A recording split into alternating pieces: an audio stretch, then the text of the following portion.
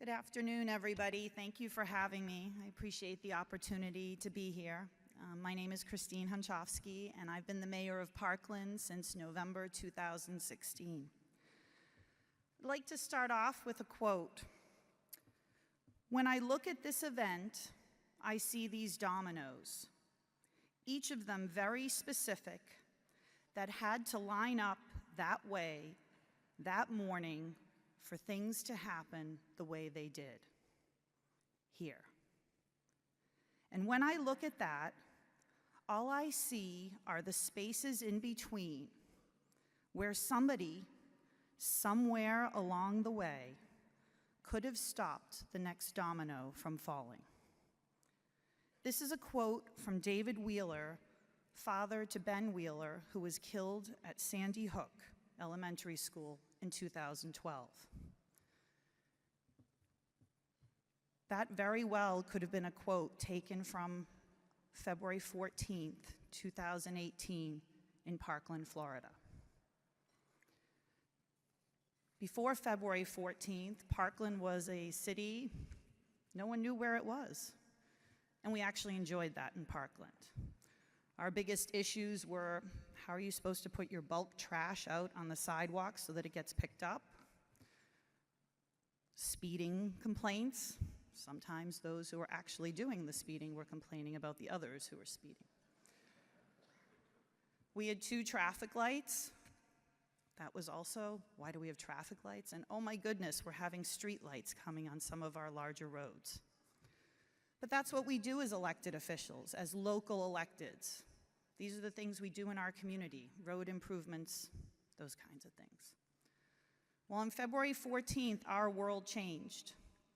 I had just come home from an appointment, and I got a phone call from City Hall saying that there had been an active shooter alert at Marjory Stoneman Douglas. My first reaction was, this must be a hoax. Are we sure that it's true? And city staff said they'd get back to me. Well, I'm not a very patient person, so I called them again in a few minutes, and they still weren't aware of whether it was a hoax or not. I live diagonally across the intersection from Marjory Stoneman Douglas, and I heard more sirens than I've ever heard in the city of Parkland since I lived there. And then in there, I knew something wasn't right. So I did what any municipal elected would do.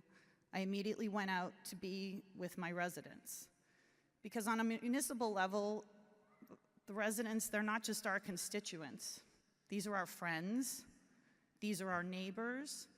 These are the people our children grew up with. They've coached our kids on the soccer fields. We see them in the grocery store. We see them all around town at the community events. It's a little different on a local level. So I wanted to be there, and when I first got there, there were some parents just starting to get there. The perimeter hadn't been set up yet. And people were getting texts from their children about how they were hiding in classrooms, not knowing where the shooter was. Because at that time, we didn't have a lot of information. As people showed up, I just tried to be there to try and calm them down, let them know we're going to get the information as it comes. I guess you become a kind of a calmer-in-chief in these moments, even though inside you're not sure how we're going to move forward from this. Then the numbers started coming in. 2 had died. 7 had died. Later on, much later on that afternoon, we heard 11, and we didn't have all the names yet. Parents were so worried. They were telling me where their kids were, what classroom. 911 communications had gone down in Broward County. So there was a lot of chaos. And my one job was to be there for our residents. Then the children started coming out of the school. And this is where it started to become really difficult to differentiate between the elected official, the mayor, who's supposed to be there for her residents, and the mom, who was watching parents living through her own worst fear. Children were coming out, tears running down their cheeks, literally falling into their parents' arms. Then a couple of them said the name of the shooter. and no one was surprised. I will never forget watching these students come out.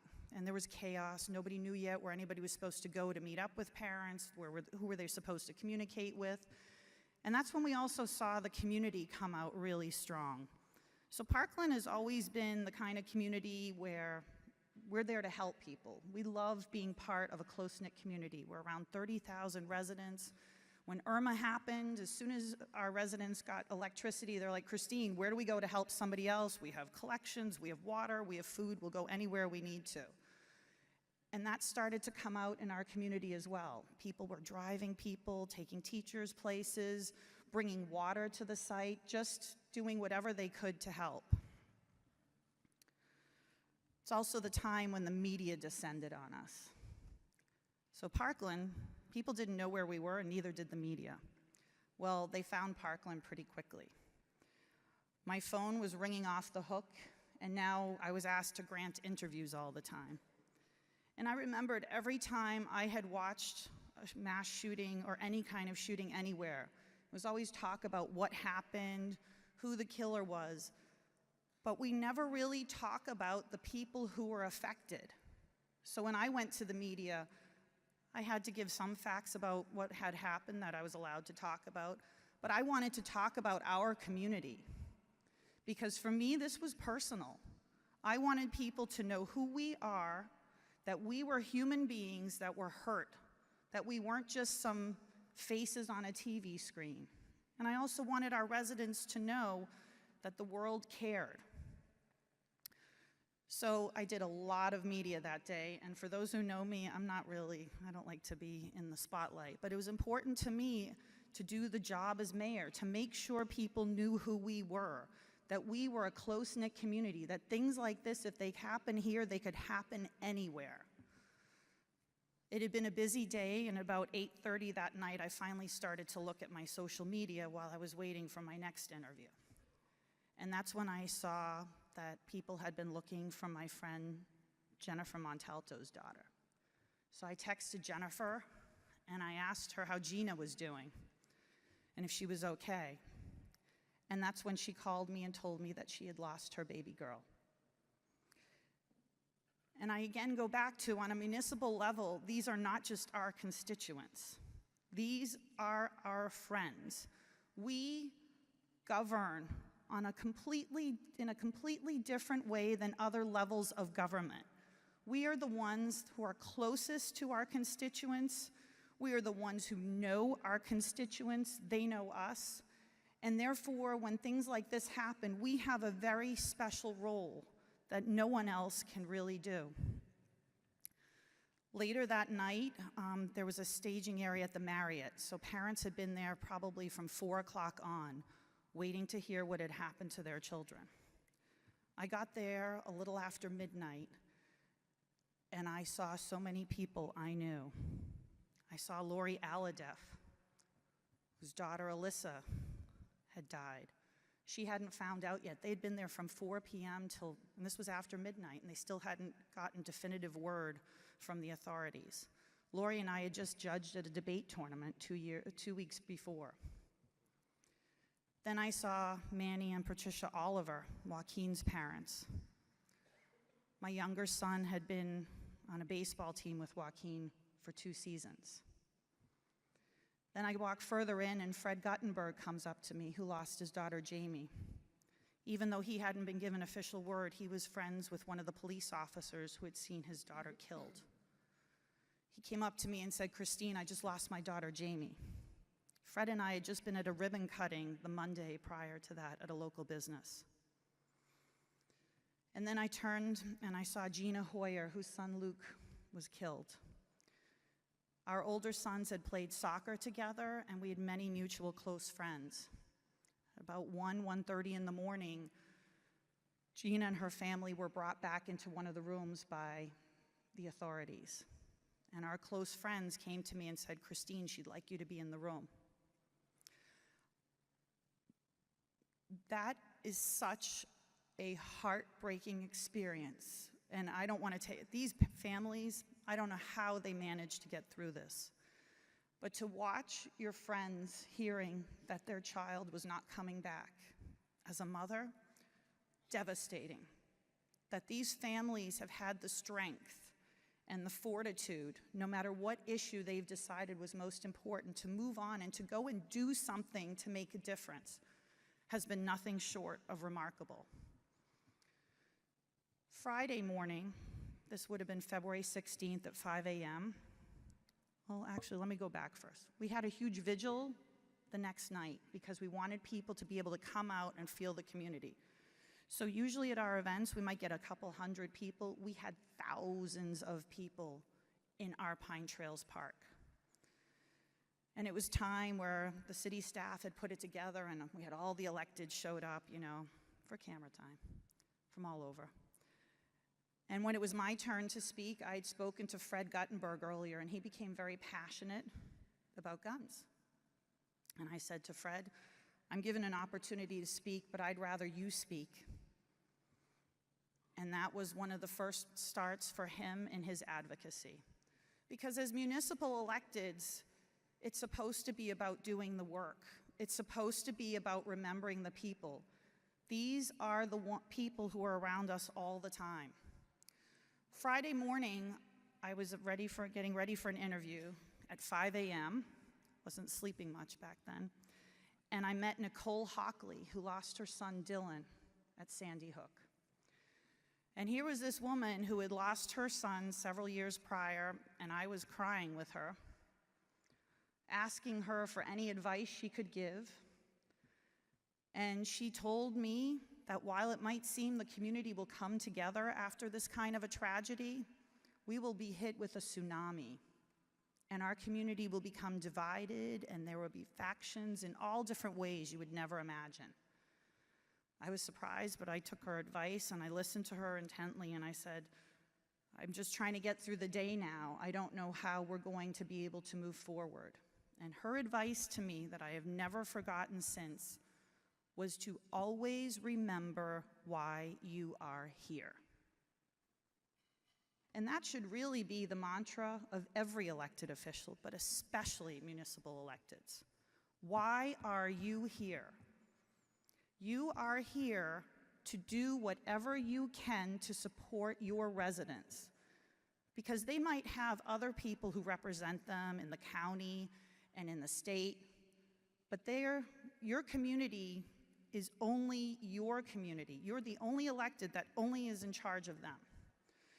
And so I remembered that, and then we had funeral upon funeral upon funeral. Thousands of people were showing up to these funerals. It was so sad. Then the next week, I was invited up to the White House, and that became a little controversial. Do you go to the White House? Do you not go to the White House? Well, why am I here? I am here to do whatever I can to help these families, to help the ones who are injured, and to help our community move forward. So I went to the White House with several of the children who had been at Stoneman Douglas, and we asked to have some changes. We also asked for some support back home. Then the week later, Tallahassee was still in session, and they were discussing Senate Bill 7026. And I had spoken to one of the senators the Saturday before, it must have been the last Saturday in February, and they said it was coming up in a committee, but they weren't sure if it would move forward because there were items in there that were contentious on both sides. So I made sure to drive up to Tallahassee that Monday morning so I would be there by 2 o'clock for a committee meeting. Because when things like this happen, it seems like sometimes certain electeds get very entrenched in their personal beliefs and perhaps the beliefs of their party. But as municipal electeds, we don't have that luxury. I went up to Tallahassee and pushed to get something done, even if it wasn't perfect, even if there were things that I completely disagreed with,